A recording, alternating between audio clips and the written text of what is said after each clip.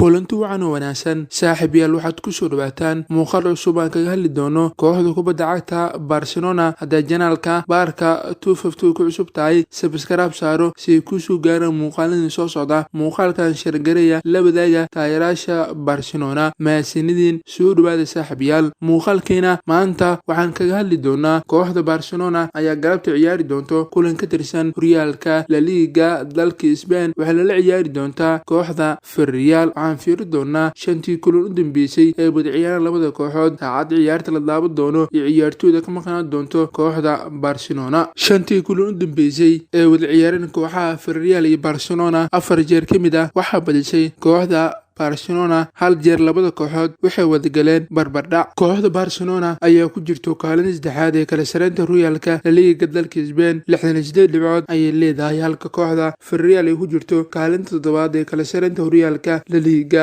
49 dhibcood ayay leedahay ciyaarta galabta waxaa la daawan doonaa 11 saac 15 daqiiqo galabnimo ayay wada ciyaari doonaan kooxaha Barcelona iyo Villarreal waxaan fiiri doonaa safka macquulka laga yaabo kooxda Barcelona inay kala hortagto kooxda Villarreal dhanka guusha waxaa ku soo bilaaban doono Guilherme Ter Stegen saddexda daafac waa Oscar Pique Legenad Sergio Roberto De Jong